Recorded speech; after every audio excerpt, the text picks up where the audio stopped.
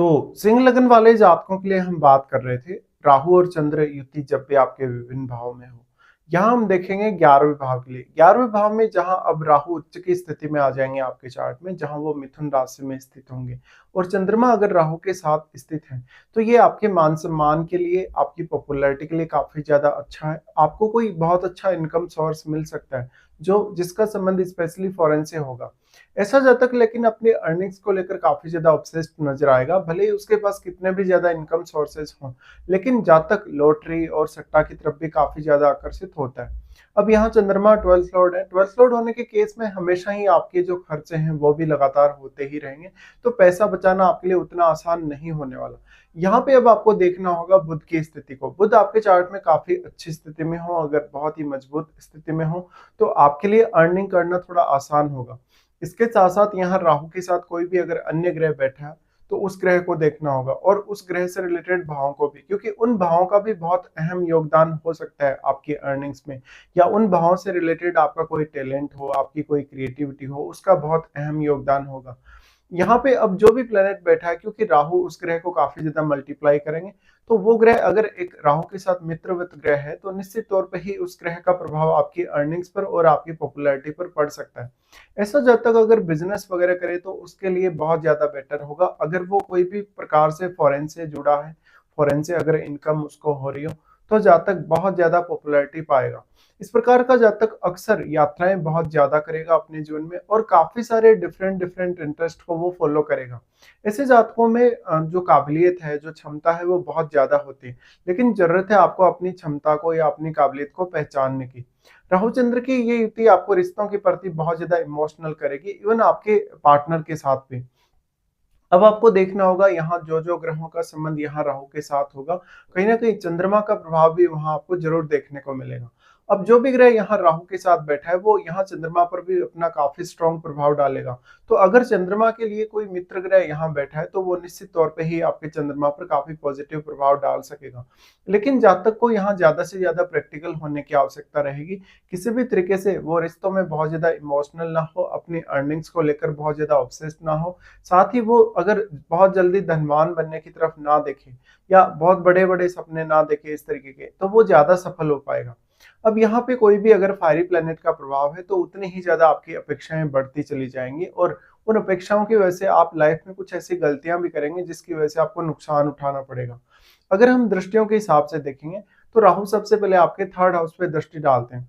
Third house पे दृष्टि डालें तो वो अपने मित्र शुक्र के ही घर पे दृष्टि डालेंगे। यहाँ राहु आपकी जो क्षमताएं हैं, जो आपका नेचुरल टैलेंट है, आपका जो स्किल्स है, चाहे वो क्रिएटिव स्किल है, चाहे वो कम्युनिकेशन स्किल है, उसको काफी बढ़ाने का काम करेंगे।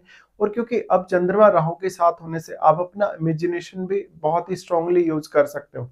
तो ऐसा जातक बहुत ज्यादा क्षमतावान होगा, बहुत ज्यादा पॉपुलर होगा और उसको अपने नेटवर्क को विस्तार देने में कोई भी समस्या नहीं होगी। ऐसा जातक अगर कोई भी बिजनेस भी करे, तो उसमें भी वो बहुत ज्यादा सफल होते हुए देखा जा सकता है।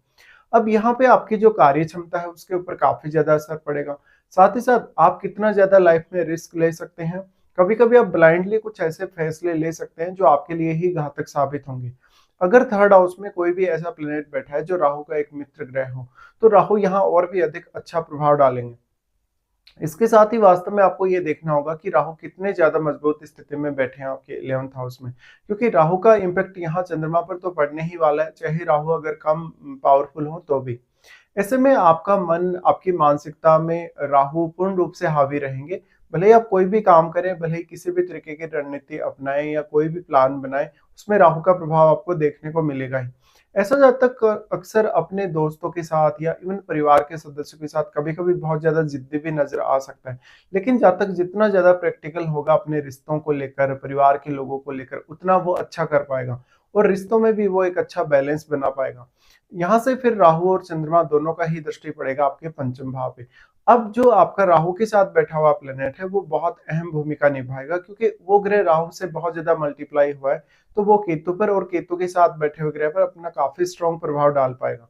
इसलिए आपको राहु के साथ बैठे हुए ग्रह की अहमियत को समझना होगा। साथ ही अब केतु के साथ बैठा हुआ प्लैनेट यहाँ पे राहु पर उतना अधिक प्रभाव नहीं डाल सकता, क्योंकि केतु ने उस ग्रह की एनर्जी को वास्तव में कम किया है या एब्जॉर्ब किया है। तो यहाँ पे आपको देखना होगा, अगर केतु के साथ कोई भी ग्रह बैठा है तो कहीं न कहीं उस ग्रह से रिलेटेड आपको ज़्यादा मेहनत करनी होगी। लेकिन राहु और चंद्रमा का जो पंचम भाव पे दृष्टि पड़ रहा है, वो आपकी थिंकिंग को काफ़ी मजबूत बनाएगा। हालाँकि एक्सपेक्टेशन तो बहुत ही ज़्यादा देगा, इवन अपने रिश्तों से और अपनी संतान से भी। लेकिन कभी-कभी आपको कोई ऐसा आपातकालीन डिसीज़न लेना पड़ता हो, जहाँ पर आपको बहुत ज़्यादा रिस्क भी हो या कोई भी ऐसी आपातकालीन कंडीशन बन गई हो, उस मामले में यहाँ राहु आपको काफ़ी सपोर्ट करेंगे। इसके साथ ही अच्छी इमेजिनेशन स्किल और क्रिएटिव स्किल्स के मामले में राहु आपको सपोर्ट करेंगे ही, जब वो पंचम भाव पे दृष्टि डालें तो। हालांकि यहाँ अब केतु है पंचम भाव में, तो आपको थोड़ी मेहनत ज्यादा करनी पड़ सकती है। फिर यहाँ से राहु का जो दृष्टि रहेगा वो आपके बहुत ही इंपॉर्टेंट हाउस, आपके 7वें भाव पे रहेगा। अब 7वें भाव में अगर कोई राहु का मित्र ग्रह बैठा हो, तो यहाँ राहु आपको आपके बिजनेस वगैरह में बहुत सपोर्ट कर सकते हैं। और क्योंकि यहाँ तीसरे और 7वें दोनों ही भाव को राहु यहाँ कनेक्ट कर रहे हैं, और 5वें को भी, इसलिए आपकी जो भी पॉपुलैरिटी होगी, जो भी आपका मान-सम्मान होगा, आपकी क्षमताओं की वजह से, आपकी क्रिएटिविटी की वजह से, आपकी अदर स्किल्स की वजह से होगा। साथ ही अब आप लोगों के साथ किस प्रकार का व्यवहार रखते हैं, किस तरीके से आप लोगों को ट्रीट करते हैं, ये काफ़ी अहम हो जाएगा। राहु जब 7वें भाव पे दृष्टि डालें, तो ऐसे जातकों का अक्सर विवाह के पश्चात संबंध विदेश से बनता ही है। साथ में उनको विदेश से काफ़ी अच्छी इनकम भी रह सकती है। ऐसे में अब पार्टनर से जितनी ज़्यादा आप अपेक्षाएँ रखेंगे, उतना ज़्यादा आपको मैरिज में कभी-कभी इश्यूज़ भी देखने को मिलेंगे। इसके साथ ही आपको विचार करना चाहिए अपनी महादशा पर, वास्तव में आपको राहु की या चंद्रमा की महादशा है या नहीं।